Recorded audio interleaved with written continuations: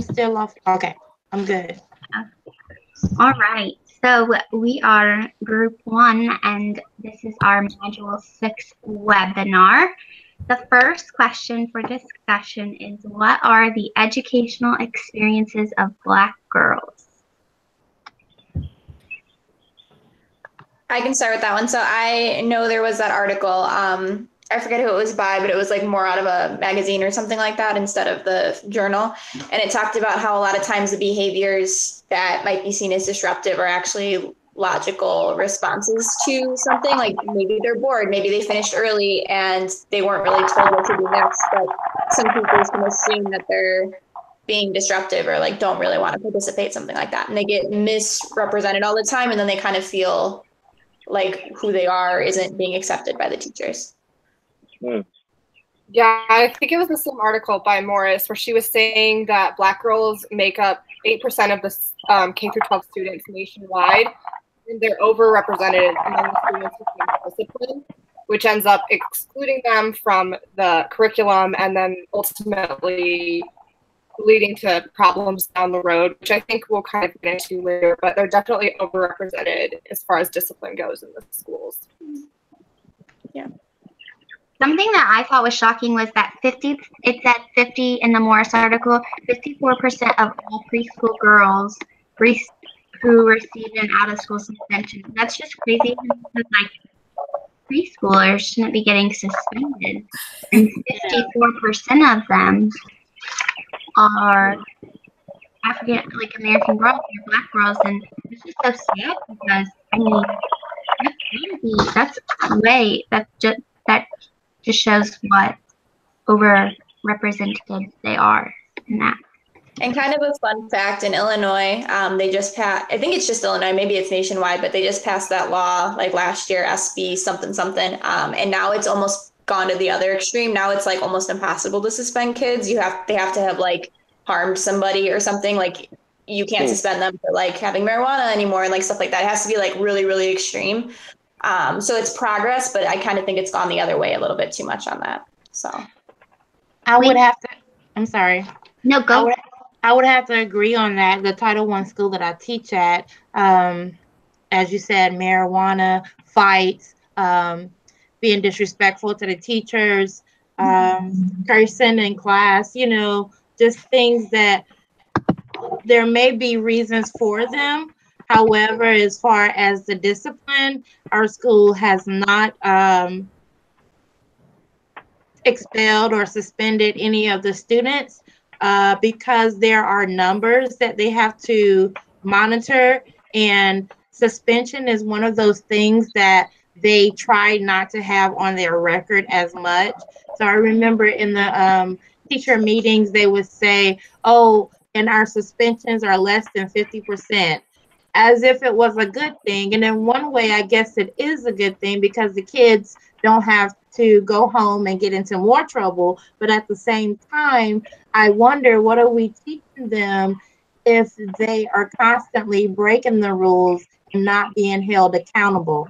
Which I feel like I sound like some of those teachers that need cultural sensitivity training. But when you're constantly faced with disruptions in class, it does kind of get in the way of the teaching. And I wouldn't limit that to students of color or just Black girls, but it is a problem not suspending the kids or holding them accountable. I know I had to I teach in a Title I school as well, and I had to evacuate my classroom 17 times within a month because of a student being so violent. But he was unable to be suspended because when you're suspended, it goes against attendance, and we have such low attendance in our school, so we could not suspend them and hold them accountable for that. So that's just the problem. I think just accountability is a problem in all schools. And I know an article talked about, I think it was the Morris article, it talked about how there shouldn't be punitive discipline. It should be more of a talk discipline. But I feel like there needs to be a good balance of both. Like you can spend time like talking to the child and prepping the child, but you also, if they do something wrong, there needs to be a logical consequence that follows it. Yeah, and we talk about, so that's kind of the area I've studied the most because that's what my degree is in, I guess.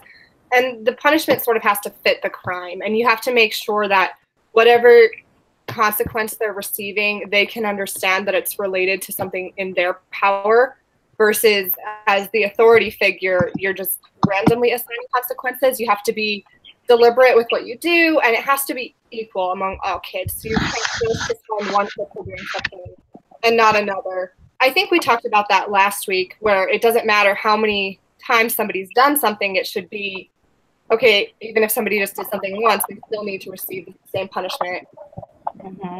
So that's kind of one thing. I think that this was just trying to get about that. But I do agree that there should be some sort of regulation. There should be a stipulation on how many times somebody can get suspended. But I do think if kids are getting suspended a lot, we need to look at what we're doing. And we need to look at the environment and see how we can stop suspensions from happening and how we can help that kid and be proactive rather than reactive to situations. So that's just one thing I would like a lot more resources on, is how to be proactive and culturally responsive. Yes. All right, we're at about 6 minutes. The next question was, explain the school to prison pipeline and how Black girls are impacted. Well, we kind of talked about this just a moment ago. The statistics, I was floored by, especially when the rate of suspension, that's crazy. But yeah, it's in the Morris article. She wrote about this incident that happened in a South Carolina school in Columbia, and I don't know if you guys have seen that video. It's pretty disturbing, but this girl just refuses to get out of her seats. It's an African American girl, and like the cop like picks her up and throws her out of the. I remember seeing that. And it was a big deal because I live in South Carolina. I have friends who teach actually at that school, and it was just, you know,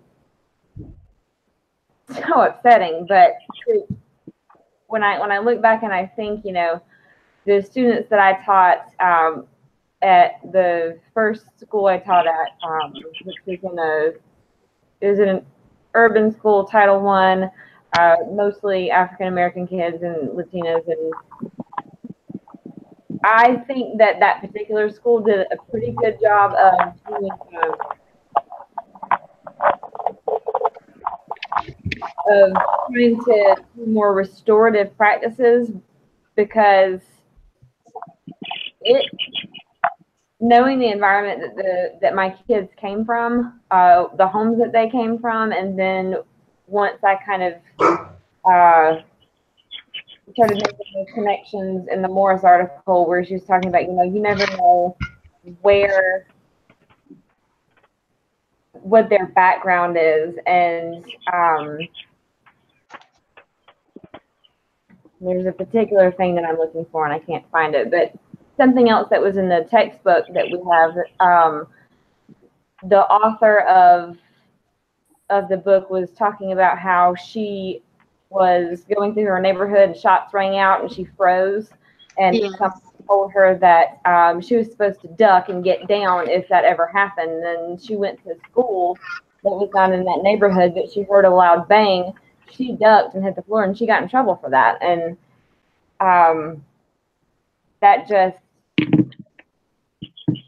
I don't know. I guess I have been fortunate enough to work in schools where administration really tries to do more restorative practices, but I also remember I did internships at DJJ in one of the rural counties, and it just, I was not surprised, sadly, by the statistic that 8% of juvenile females who are incarcerated are African American, and I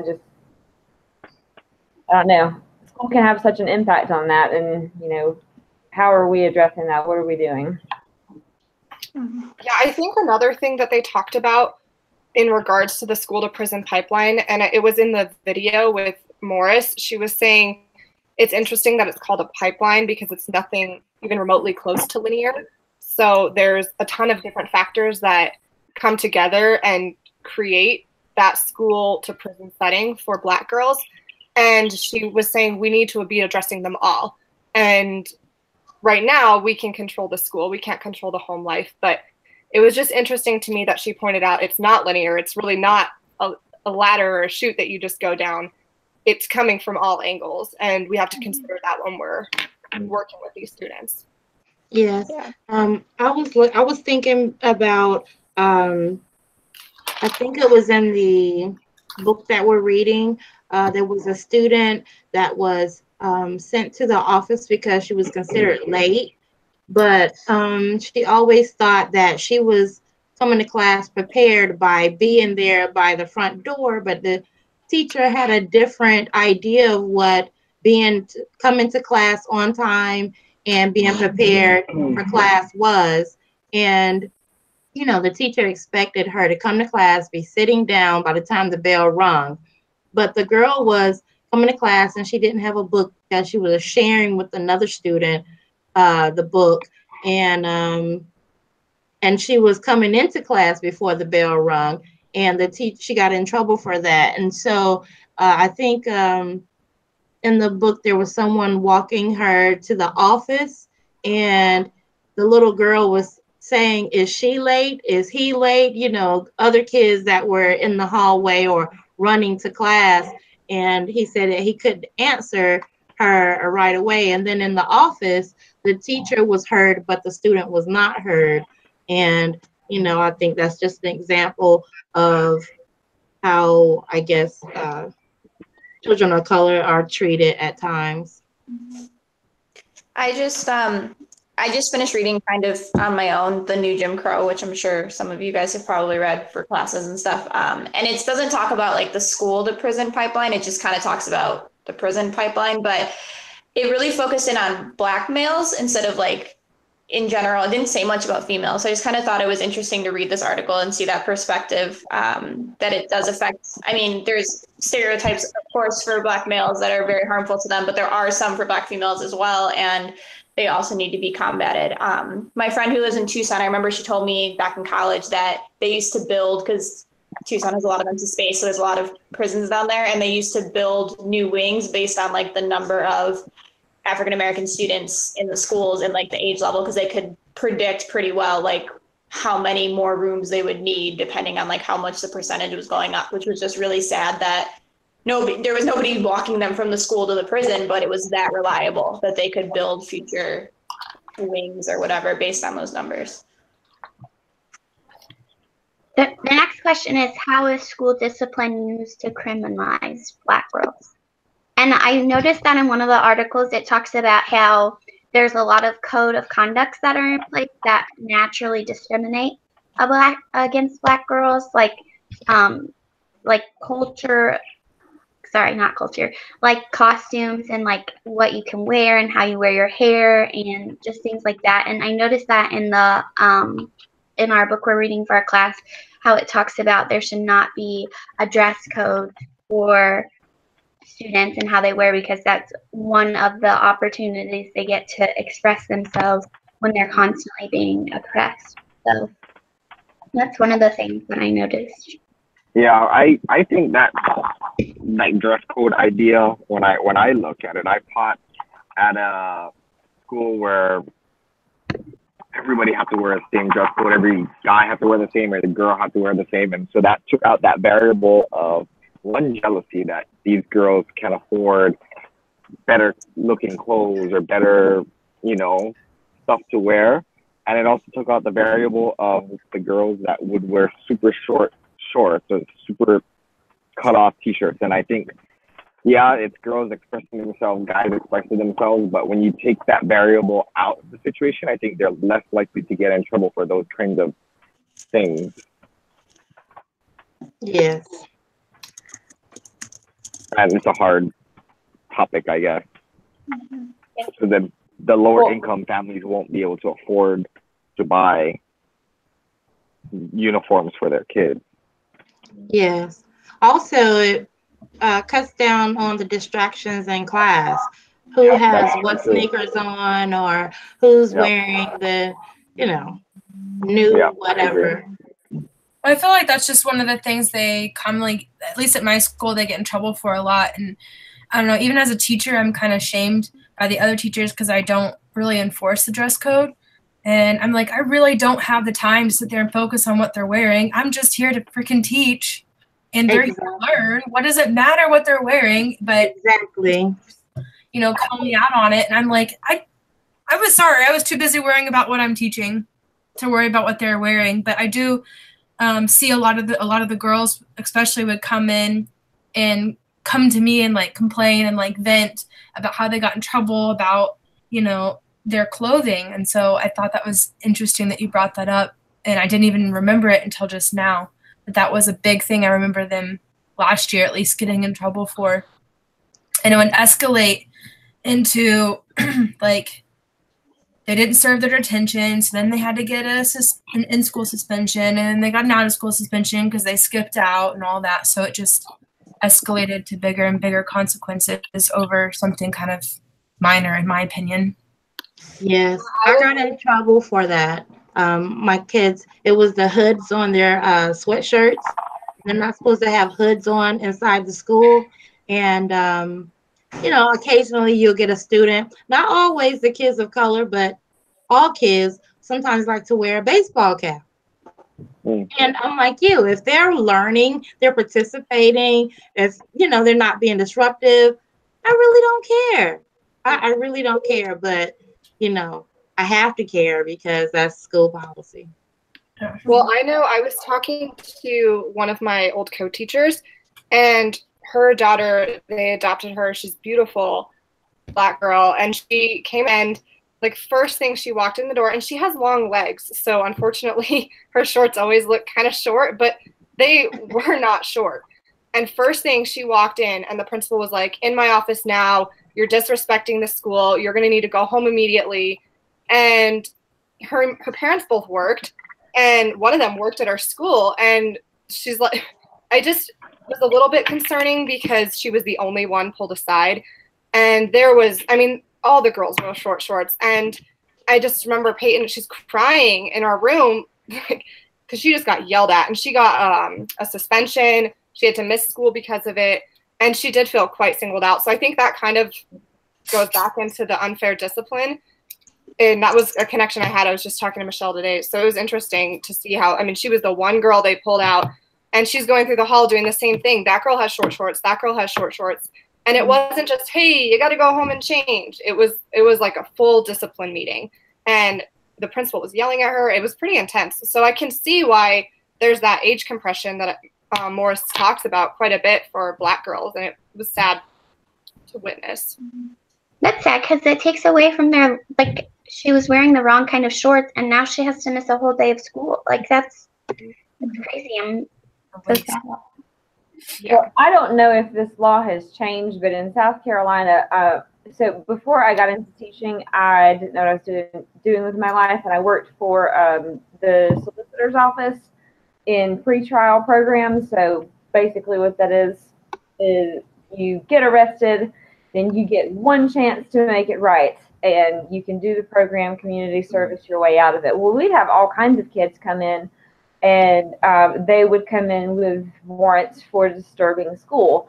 And the thing about disturbing school is it can be anything from you are disrespecting your teacher all the way to like you started a riot. It could be anything in this incredibly diverse or broad spectrum. And the prosecutor could determine whether or not it was a misdemeanor or a felony just based on. Oh, wow. Yeah. So it was complete BS. I would read the police reports and just, these are kids. These are 17-year-old kids that are in the system because they talked back to a teacher, because they I don't know, they got into an argument with another kid. Maybe they did get into a fight, but that is the existence of that law. I don't even know if it still exists after the fiasco that happened a couple years ago or last year with the girl in Columbia, but it is a word that I'm not going to say in a webinar, but it is crazy to me. Okay, the next question is, what are the experiences? That is ominous. Sorry. What great sound effects for our conversation. That was fire truck. Very Not an appropriate. airplane. What are the experiences of Black girls outside of school? Well, in Morris's article, or they were talking about Black girls having to deal with a lot of violence, exposure to violence, and She also said they have an increased risk for sexual violence as well. yes.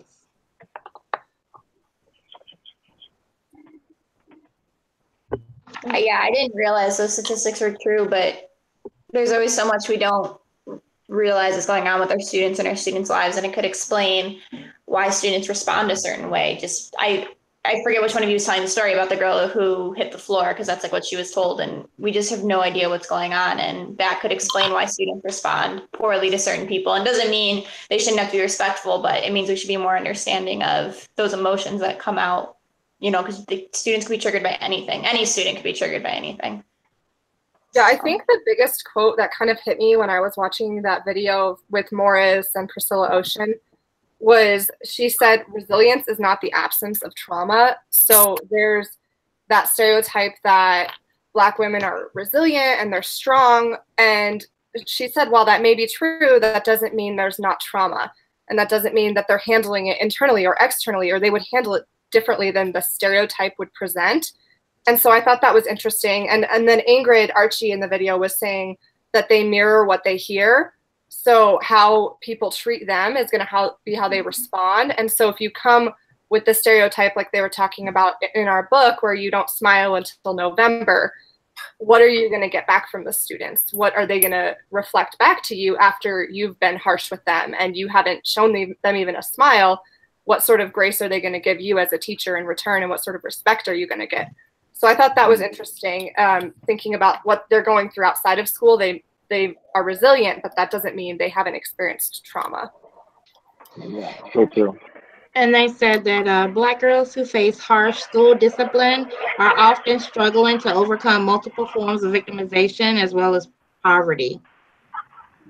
And they also said something, was it in Morris's article or some other article about post-traumatic stress that they deal with from all of the violence exposure?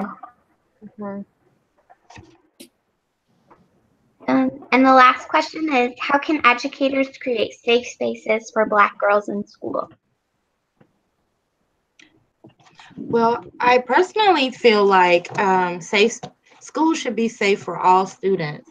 Yeah. But I guess that as teachers, we can try to be more aware of the treatment of kids of color so that they're not disproportionately suspended or expelled from school, and, you know. Yeah, I think in the Morris article, she talks about healing-informed learning spaces. So like I talked about earlier about the empathetic discipline with just talking about with a student. And I think a lot of that is talking to students before you know the behavior is going to happen. So not when they're upset, but being proactive and giving them cues of what to do when you're feeling angry, or what can you do when you're feeling like this. And so when they get into that situation, they're able to take that and kind of apply it. Yeah, and she talks about leading with love. So through empathy, equity, and dialogue, structuring conversations and talking to girls about what they experience and validating the things that they've gone through. And I think that would be huge in the classroom through restorative sessions, so kids don't go through that re-traumatization every time they come to school. Being proactive about it, I think, would be a huge step in the right direction for educators. I also felt, oh, go ahead. Oh, no, I was going to say, going off of that and what off of Savannah said earlier about treating, whether disciplinary things, treating everybody the same and giving everybody the same punishment or not punishment, because I think that has a lot to do with it. You know, if you have a girl, a black girl and a white girl who have the exact same skirt on, but the black girl gets called out for it, she's going to feel marginalized in that sense. So creating disciplinary action, and administration has to stick to it, that is equal for everybody. I think that is another thing that could help in that regard.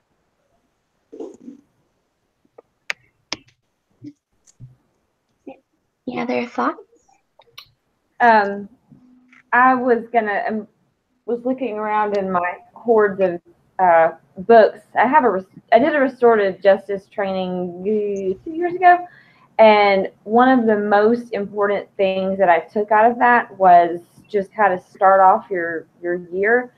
And I had a really great facilitator, and they just kind of modeled for us, setting norms and expectations in your classroom. And so one thing that I do try to do is have the students kind of dialogue. And I think I talked about my Kumbaya circles where I pass around my big statue. We talk about what they sort of think the rules are, and we create a dialogue, and that sort of sets the tone for what I expect future dialogues to go like. And it also gives students the opportunity to say, okay, this is what I think it means to be in class on time, and I can throw in my 2 cents and say, well, this is what I think, let's discuss this. And it works from, I've done it with middle schoolers up to high school students, but where I think it really comes full circle is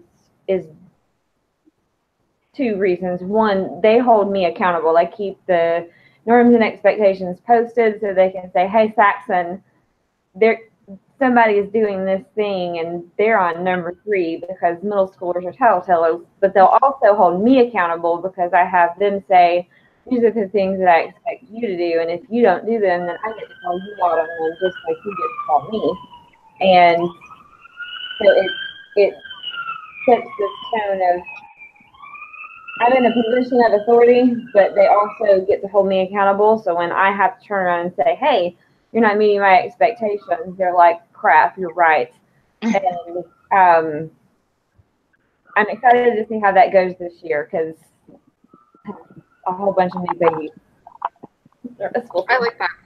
Yeah, it's awesome. All right, well, I think we are done with this webinar.